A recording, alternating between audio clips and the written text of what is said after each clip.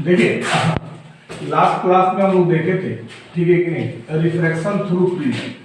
आगे आवाज सुनिए। लास्ट क्लास में हम लोग क्या देखे थे? रिफ्रैक्शन थ्रू प्रिज्म देखे थे, यानी कि प्रिज्म से अपवर्तन देखे थे हम लोग लास्ट क्लास में। आगे आवाज सुनिए। अब हम लोग को इस क्लास में देखना है, ठीक है। लास्ट क्लास में हम लोग देखा था प्रिज्म से अपवर्तन के लिए, और हमने दो फॉर्मूला निकाला था। एक तो डेल्टा के लिए निकाला था I1 plus I2 minus A, एक तो फॉर्मूला ये था मेरे पास। दूसरा फॉर्मूला ये था A equal to R1 plus R, ठीक है कि नहीं। ये दो इंपॉर्टेंट फॉर्मूला हम लोग लास्ट क्लास में निकाले थे, हम लोग देखा था, ठीक है कि नहीं। अब जो है, अब आज हम लोग शुरू करेंगे इसी के आगे, और जिसको हम कहते हैं, ठीक है कि नहीं। ये तो हम लोग प्रीवियस क्लास में हमने देखा था कि प्रिज्म से अपवर्तन कैसे होता है, तो इसलिए डेल्टा का वैल्यू निकाला था I1 plus I2 minus A, और A इक्वल टू हो रहा था R1 प्लस R2 के बराबर, ठीक है कि नहीं। आज हम लोग देखेंगे प्रिज्म फार्मूला, ठीक है कि नहीं। प्रिज्म फार्मूला, या इसी को हम कह सकते हैं refractive index of prism material. देखिएगा, हम लोग देखेंगे प्रिज्म फार्मूला, या हम इसी को कह सकते हैं refractive index of prism material, यानी कि प्रिज्म पदार्थ का अपवर्तनांक या फिर प्रिज्म फार्मूला।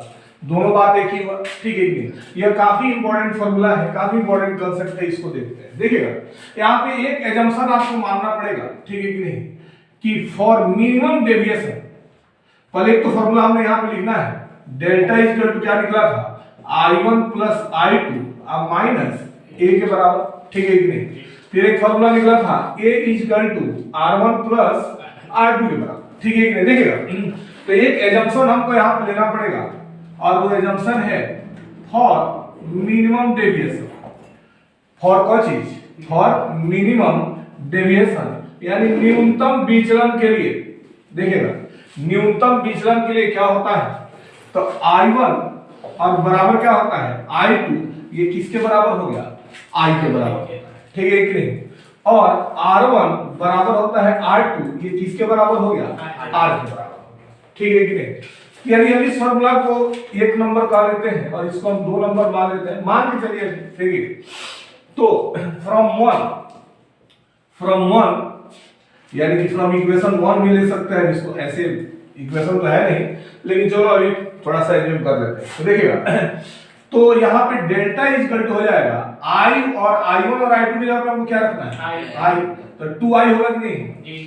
अब माइनस किसके बराबर हो गया, A के बराबर, कोई दिक्कत नहीं है। हमको यहाँ पे मिनिमम अपने से लगा देना है, क्योंकि मिनिमम डेविएशन है, ठीक है कि नहीं। तो I इक्वल टू किसके बराबर हो जाएगा, डेल्टा मिनिमम अब प्लस A अब बटा 2 के बराबर हो गया कि नहीं। I का वैल्यू निकल गया मेरे पास, ठीक है कि नहीं।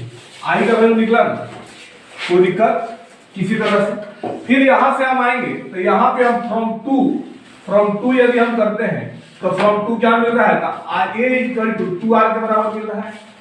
A इक्वल टू किसके बराबर मिल रहा है, 2R के बराबर मिल रहा है। तो R इक्वल टू A/2 के बराबर हो जाएगा कि नहीं, बोलिए, कोई दिक्कत है। R इक्वल टू A/2 के बराबर, ठीक है कि नहीं। देखिएगा, तो यहाँ पे फिर से लिख लीजिए, बाय द स्नेल्स लॉ, किसके नियम से, स्नेल्स लॉ के नियम से, तो म्यू इक्वल टू किसके बराबर होता है, साइन I अब बटा किसके होता है, साइन R के बराबर होता है। आगे बात सही नहीं, तो म्यू इक्वल टू हम रख देंगे, तो यहाँ पे हमारे पास क्या निकल जाएगा, तो साइन और I के जगह पे कितना निकला है हमारे पास, डेल्टा मिनिमम प्लस A, तो यहाँ पे क्या लिख देंगे, डेल्टा मिनिमम प्लस A अब बाई कितना हो जाएगा 2, अब बटा साइन A बाई कितना हो गया 2।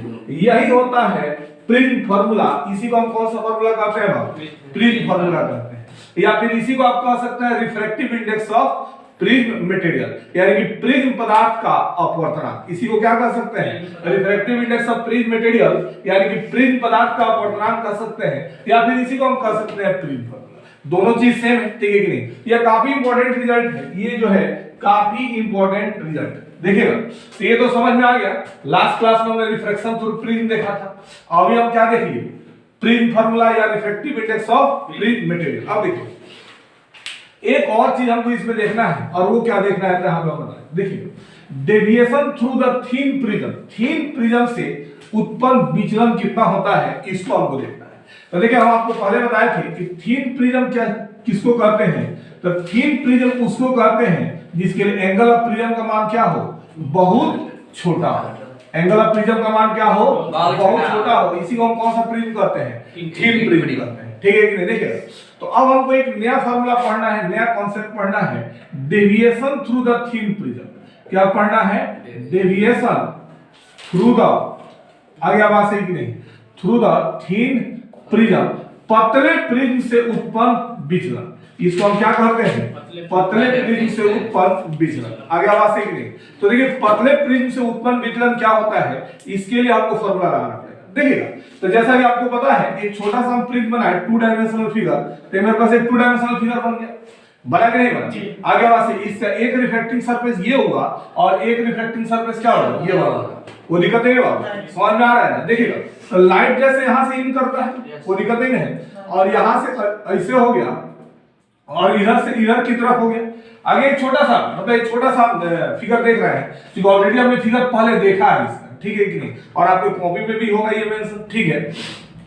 तो यहां से हम देखते हैं यदि मान लीजिए कि प्रिज्म पदार्थ का अपवर्तनांक कितना दिया हुआ है, म्यू दिया हुआ है। मान लीजिए कि प्रिज्म का रिफ्रैक्टिव इंडेक्स किसके बराबर दिया हुआ है, म्यू के बराबर दिया हुआ है, और दोनों साइड में क्या है, एयर है। दोनों साइड में क्या है, एयर है, दोनों साइड में हवा है, ठीक है। तो आपको क्या करना है, लाइट एक बार यहाँ पे इंसिडेंट हुआ और एक बार यहाँ पे इमर्ज हुआ, मतलब बाहर निकला, तो एक बार स्नेल लॉ यहाँ लगा दीजिए, एक बार यहाँ पे स्नेल लॉ लगा देंगे, तो दोनों साइड में हवा है, तो हवा का यानी कि एयर का रिफ्रैक्टिव इंडेक्स लगभग 1 के बराबर होता है, मतलब 1.001 के बराबर होता है। तो इसका हम लगाएंगे तो 1 sin i is equal to mu sin i होता है, और यहाँ पे कितना हो जाएगा, म्यू sin r। आगे आवाज है कि नहीं, म्यू sin किसके बराबर हो जाएगा, r के बराबर हो गया। तो देखिएगा तो for very small angle, for very small angle, बहुत ही छोटे कोण के लिए, फॉर वेरी स्मॉल एंगल, बहुत छोटे कोण के लिए sin i जो होता है ये किसके बराबर होता है, i के बराबर होता है। sin i किसके बराबर होगा, i के बराबर होगा। तो यदि हम यहाँ पे i1 लिखते हैं तो म्यू r1 के बराबर लिख सकते हैं कि नहीं लिख सकते, यहाँ पे कोई दिक्कत नहीं है। तो i2 यदि हम लिखते हैं तो म्यू r2 के बराबर लिख सकते हैं कि नहीं लिख सकते, बोले कोई दिक्कत नहीं है। अब देखिए यहीं से यदि हम यहाँ पे आएंगे तो बाय द फार्मूला, ठीक है कि नहीं, by the formula of deviation, deviation का वाला फार्मूला निकाल लीजिए। तो कितना लिखा हुआ था, delta is equal to i1 plus i2, अब माइनस किसके बराबर, a के बराबर, कोई दिक्कत नहीं है। तो देखिए डेल्टा बराबर कितना होगा, i1 की जगह पे क्या रख देंगे, म्यू r1 अब प्लस म्यू r2 अब माइनस a के बराबर हो गया कि नहीं, कोई दिक्कत नहीं है। तो डेल्टा बराबर कितना निकल गया, म्यू r1 अब प्लस r2 अब माइनस a होगा कि नहीं होगा, कोई दिक्कत नहीं है। तो डेल्टा बराबर हो गया, अब देखिएगा तो म्यू a अब माइनस a हो गया, आराम से भी। तो a यहाँ पे हम क्या निकालेंगे, कॉमन निकालेंगे, कॉमन निकल जाएगा, म्यू -1 के बराबर हो गया कि नहीं हो गया। यही हुआ थिन प्रिज्म से उत्पन्न विचलन का फॉर्मूला, यही ये किससे उत्पन्न विचलन का फॉर्मूला हो गया, थिन प्रिज्म से उत्पन्न विचलन का क्या हो गया फॉर्मूला। तो ये तो क्लियर हो गया, आपका समझ में आ गया, ठीक है कि नहीं। ये तो मेरे पास रिफ्लेक्शन थ्रू प्रिज्म से निकला था, डेविएशन थिन प्रिज्म से फॉर्मूला निकल गया हमारे पास, ठीक है कि नहीं। हमने रिफ्लेक्टिव इंडेक्स ऑफ प्रिज्म में मटेरियल में निकाल दिया, यानी कि प्रिज्म फॉर्मूला के लिए फॉर्मूला प्राप्त कर लिया हमने, इसके लिए हमने देख लिया और इसके लिए भी हमने देख लिया। समझ में आ गया है, कोई दिक्कत नहीं है किसी को, क्लियर हो गया है चीज। अब देखिए अब यहाँ पे एक चीज लिखते हैं, इसको हम मिटा करके, ठीक है कि नहीं, इसको हम मिटा करके एक चीज लिखना है हमको। देखिएगा यहाँ पे इसको हम हटा देंगे, इसको रब कर देंगे, खत्म कर देंगे इसको, ठीक है।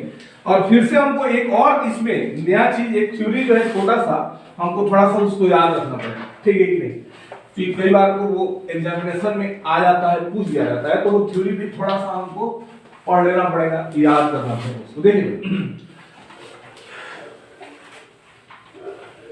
2-3 फार्मूला हमने प्रिज्म से देख लिया, तो ये फार्मूला तभी वैलिड है जब लाइट मोनोक्रोमेटिक होगा। लाइट कौन सा होगा, मोनोक्रोमेटिक लाइट होगा, तब ये सारा फार्मूला जो हम आपको बताए हैं, ये सब फार्मूला क्या होगा, वैलिड होगा। आगे बात से देखिएगा, अब यहाँ पे एक छोटा सा थ्योरी है, एक छोटा सा थ्योरी 2-3 लाइन का, जिसको हमको याद रखना है, ठीक है कि नहीं। देखिएगा और वो थ्योरी क्या है कि डेविएशन, आगे बात से कि नहीं, deviation produced by deviation produced by thin prism, deviation produced by thin prism, आगे बात है depends upon, deviation produced by thin prism depends upon, thin prism से जो उत्पन्न विचलन होता है ये किन किन चीजों पे डिपेंड करता है, ठीक है कि नहीं, किन किन चीजों पे निर्भर करता है। तो इसके लिए देखिए कुछ नहीं करना है, आप एक चीज का ध्यान रखिएगा, जैसे जनरली क्या होता है कि जैसे डेल्टा इज इक्वल टू कितना फार्मूला निकला है, a into mu minus 1 formula निकला है कि नहीं निकला है। तो जनरली देखिए क्या होता है, ये उन चीजों पे निर्भर करता है जो इस फार्मूला में होते हैं। तो इस फार्मूला में क्या है, एंगल ऑफ प्रिज्म और refractive index of prism material. आगे अब आगे देखिएगा, तो सबसे पहला लिखेंगे प्रोपोर्शनल टू द, ठीक है कि नहीं, proportional to the angle of prism. किसके प्रोपोर्शनल होगा, एंगल ऑफ प्रिज्म के क्या होगा, प्रोपोर्शनल होगा। यानी एंगल ऑफ प्रिज्म बढ़ेगा तो डेविएशन भी क्या होगा, बढ़ेगा। आया समझ में कि नहीं, कोई दिक्कत नहीं है। देखिए दूसरा क्या हुआ, proportional to the, proportional to the, ठीक है कि नहीं, refractive index of prism material. आ रहा बात समझ में कि नहीं, proportional to the refractive index of prism material, यानी कि प्रिज्म मटेरियल यदि बढ़ रहा है तो डेल्टा का मान क्या होगा, बढ़ेगा। आगे बात सही। देखिए तीसरा जो इसमें नहीं है और वो होता है वेवलेंथ ऑफ लाइट। कौन सी होता है, वेवलेंथ ऑफ लाइट, ठीक है देखिएगा। तो वेवलेंथ ऑफ लाइट के साथ इसका इनवर्स का रिलेशन होता है, यानी कि म्यू जो होगा, सॉरी डेल्टा जो होगा ये 1 अपॉन लैम्डा क्या होगा, बराबर। यानी देखिएगा जिसका वेवलेंथ कम होगा उसके लिए डेविएशन ज्यादा होगा और जिसका वेवलेंथ ज्यादा होगा उसके लिए डेविएशन कम होगा। जैसा कि हम स्पेक्ट्रम में देखते हैं, तो स्पेक्ट्रम में प्रिज्म से जो स्पेक्ट्रम हमको मिलता है उस स्पेक्ट्रम में हम क्या देखते हैं, उस स्पेक्ट्रम में हम यही देखते हैं कि रेड कलर का वेवलेंथ ज्यादा था तो सबसे ऊपर रह गया, मतलब उसका डेविएशन कम हुआ, और वायलेट कलर का वेवलेंथ क्या था, कम था, तो सबसे बेस में आ गया, मतलब प्रिज्म के बेस में आ गया, यानी कि उसका डेविएशन ज्यादा हो गया। आगे बात समझिए। तो ये चीज हमको क्या रखना है, ध्यान रखना है, कोई दिक्कत नहीं है। तो ये तीन फैक्टर होते हैं जिन तीन फैक्टर पे प्रिज्म पदार्थ का, प्रिज्म से उत्पन्न विचलन जो होता है, डेविएशन जो होता है, ये क्या करता है, डिपेंड करता है। क्लियर हो गया एकदम, स्पष्ट हो गया, कोई दिक्कत नहीं है, समझ में आ गया। तो यही तक था थीन प्रिज्म के द्वारा, सॉरी प्रिज्म पे जब मोनोक्रोमेटिक लाइट पड़ेगा तो जो जो फेनोमेना होगा, ये सारा फेनोमेना, सारा फार्मूला हम लोग क्या कर लिए, पढ़ लिए, कोई दिक्कत नहीं है, समझ में आ गया। तो ये यहाँ से बोर्ड में क्वेश्चन ये आता है, ये वाला क्वेश्चन बहुत बार, ये वाला थ्योरी बहुत बार लिखने को आया हुआ है, तो इसको भी आपको क्या रखना है, ध्यान में रखना है। तो क्लियर हो गया, समझ में आ गया। तो बस इसको इतना ही रहने दीजिए।